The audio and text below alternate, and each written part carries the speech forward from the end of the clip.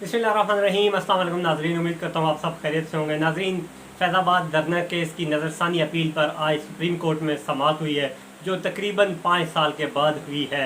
सबसे पहले तो आज आपको बताऊंगा कि फैज़ाबाद धरना केस था क्या। फैज़ाबाद धरना केस में जस्टिस काजी फाइज ईसा की सरबराही में जो 2 रुकनी बेंच था, उसने अपने तफसीली फैसले में क्या तहरीर किया था। फैज़ाबाद धरना केस क्या था, उस पर नज़र दौड़ाते हैं। पहले नाज़रीन, 2018 का वक्त था जब मुस्लिम लीग नून की हुकूमत थी। उस वक्त मुस्लिम लीग नून की हुकूमत पर एक इल्ज़ाम लगा था कि इन्होंने ख़त्म नबूवत की शिक जो है इलेक्शन कमीशन के फार्म से ख़त्म करने की कोशिश की है या ख़त्म की है, जिसके बाद मजहबी जमात तहरीक लब्बैक पाकिस्तान ने रावलपिंडी इस्लामाबाद की जानिब मार्च का ऐलान किया था और वो मार्च फैज़ाबाद पहुँच कर धरने की शक्ल इख्तियार कर गया था, जो गलबन 22 दिन तक जारी रहा। 22वें दिन जब ये धरना जारी था, मतलब इन 22 दिनों में ये होता रहा कि उस मार्च के खिलाफ ऑपरेशन होते रहे, लोगों पर जुल्म होता रहा। पंजाब पुलिस को इस्तेमाल किया गया, इस्लामाबाद पुलिस को इस्तेमाल किया गया, लेकिन वहाँ पर मार्च में जो मौजूद लोग थे वो उठने का नाम नहीं ले रहे थे। दोनों शहरों में जो निज़ाम ज़िंदगी था वो मफलूज होकर रह गया था, क्योंकि फैज़ाबाद एक ऐसा मकाम है जहाँ पर अगर धरना दे दिया जाए तो इस्लामाबाद का भी रास्ता बंद हो जाता है और रावलपिंडी भी मुकम्मल तौर पर जाम हो जाता है। नाज़रीन, ये धरना जो था 22 दिन जारी रहा। 22वें दिन गवर्नमेंट ऑफ पाकिस्तान की जानिब से एक मुज़ाकराती वफद ने इन धरने वालों से मुज़ाकरात किए। धरने वालों से मुज़ाकरात हुए जो उस वक़्त के GDC मेजर जनरल फैज़ हमीद ने किए। धरने वालों से एक मायदा हुआ जिस पर फैज़ हमीद के दस्तखत थे, जिसमें यह कहा गया था वज़ीर कानून जो है वो इस्तीफ़ा देंगे और धरने वाले अपना धरना ख़त्म करेंगे। नाज़रीन, यहाँ पे बात ख़त्म नहीं हुई। जब वज़ीर कानून ने इस्तीफ़ा दिया और मायदे के मुताबिक धरने वालों ने अपना धरना ख़त्म किया, तो उस वक़्त कोर कमांडर पंजाब की एक वीडियो लीक हुई थी, जो धरने वाले शुरा में नगद इनामात, नगद पैसे तकसीम कर रहे थे।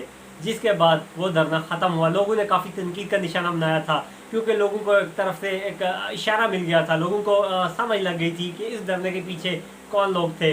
उसके बाद इस धरने को तनकीद का निशाना जब बनाया गया तो सुप्रीम कोर्ट ने इस धरने के मायदे पर अज़ खुद नोटिस ले लिया था, और अज़ खुद नोटिस के बाद 2 रुकनी बेंच बना था, जिसमें काजी फाइज ईसा जो मौजूदा चीफ जस्टिस ऑफ पाकिस्तान हैं, उस वक़्त के सुप्रीम कोर्ट के जज थे वो, और उस वक़्त के सीनियर जज जस्टिस मुशीर आलम की सरबराही में 2 रुकनी बेंच ने फैज़ाबाद धरने की कई समातें की और उसके बाद एक तफसीली फ़ैसला तहरीर किया। नाज़रीन, उस फैसले में लिखा गया कि पाकिस्तान के कौमी इदारों, पाकिस्तान के सिक्योरिटी इदारों का किसी तरह भी ये जवाज़ नहीं बनता कि वो मुल्क की किसी भी सियासी जमात, किसी शख्स या किसी गिरोह की हमायत करें और उसको सियासी मकासद में उसकी मदद करें। इसलिए उस तहरीरी फैसले में ये कहा गया था कि फ़ौज के इन 2 अफसरान के खिलाफ कार्रवाई होनी चाहिए और फिल-फौर कार्रवाई होनी चाहिए। नाज़रीन, इस फैसले में ये भी कहा गया था कि इस धरने को पाकिस्तान की आला एजेंसियों और फ़ौज की मुकम्मल हमायत हासिल थी, और इस फैसले में आगे जाके ये भी कहा गया था कि फ़ौज के इन 2 अफसरान के खिलाफ इदारे को और हुकूमत को कार्रवाई करनी चाहिए, क्योंकि ये लोग इस धरने में मुलव्वस पाए गए हैं। नाज़रीन, जैसे ही ये फैसला तहरीर हुआ तो उसके बाद तहरीरी फैसला आने के बाद उस वक़्त पाकिस्तान तहरीक इंसाफ, जो आजकल फ़ौज के सख्त मुखालिफ पाई जाती है, हर उनके इक़दाम पर सियासत में आने पर तनकीद करती है, MQM अवामी मुस्लिम लीग यानी कि शेख रशीद की जमात और उस वक़्त की वज़ारत दिफ़ा ने इस धरने के इस जो तहरीरी फ़ैसला था 2 रुकनी बेंच का, उसके खिलाफ अपील दायर की थी, उसके खिलाफ नज़रसानी अपील दायर की थी, जो उसके बाद समाअत के लिए मुकर्रर नहीं हुई। वो जो नज़रसानी अपीलें थी वो समाअत के लिए उसके बाद मुकर्रर ही नहीं हुई, जिसके बाद चीफ जस्टिस उमर अता बंदियाल का दौर आया, वो भी गुजर गया और ये नज़रसानी अपील, ये मतलब जो केस था ये डिले ही रहा। लेकिन चीफ जस्टिस काजी फाइज ईसा जब चीफ जस्टिस का मनसब इन्हें संभाला तो इन्होंने इस केस को समाअत के लिए मुकर्रर किया, जो आज इसकी समाअत हुई है सुप्रीम कोर्ट में। एक बड़ा दिन था, सुप्रीम कोर्ट में समाअत हुई है, लेकिन सुप्रीम कोर्ट में समाअत हो, जब समाअत शुरू हुई है तो वहाँ पर एक इंतहाई ड्रामाई मोड़ देखने को मिला कि काजी फाइज ईसा जब इस केस की समाअत कर रहे थे, 3 रुकनी बेंच था। सबसे पहले तो अटार्नी जनरल ने इस केस के खिलाफ, इस फैसले के खिलाफ जो अपील दी थी हुकूमत की जानिब से, वो वापस ले ली है। उसके बाद तहरीक इंसाफ ने भी ये नज़रसानी अपील वापस ले ली है। MQM की बात अगर की जाए, अवामी मुस्लिम लीग की बात की जाए और दीगर जो फ्रीकैन थे जिन्होंने इस फैसले के खिलाफ नज़रसानी अपील की थी, उन तमाम के तमाम ने ये नज़रसानी अपील वापस ले ली है। चीफ जस्टिस काजी फाइज ईसा जो है खरानगी का इजहार किया है और उन्होंने एक क्वेश्चन भी किया है कि लोग आखिर डरते क्यों हैं, ये नज़रसानी अपील वापस क्यों ली जा रही है। उन्होंने कहा कि अगर हमारा फैसला सही था तो उस वक़्त इस फैसले को गलत क्यों कहा गया, और आज ये केस हुआ है।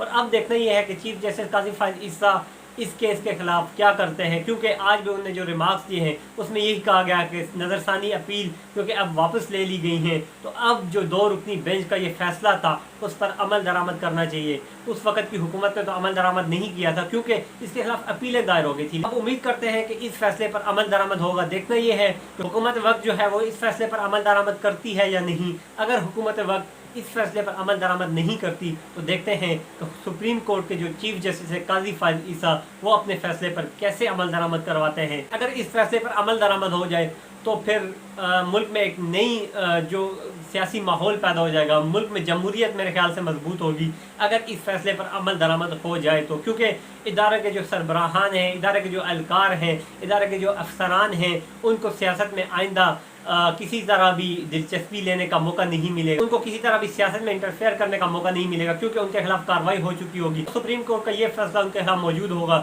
اس لیے مستقبل میں وہ کسی طرح بھی سیاست میں انٹرفیئر نہیں کریں گے۔ اس طرح میرے خیال سے پاکستان اور جمہوریت کا فائدہ ہے۔ جمہوری لوگوں کو اس فیصلے کی سپورٹ کرنی چاہیے اور اس فیصلے پر جلد از جلد عمل درآمد کرنے کی کمپین چلانی چاہیے تاکہ اس فیصلے پر عمل درآمد ہو۔ انشاءاللہ اس کیس کے حوالے سے مزید بھی اگر کوئی اپڈیٹ ہوئی تو وہ بھی آپ کے ساتھ شیئر کروں گا۔ عادل عباسی کو اجازت دیجیے، اللہ حافظ۔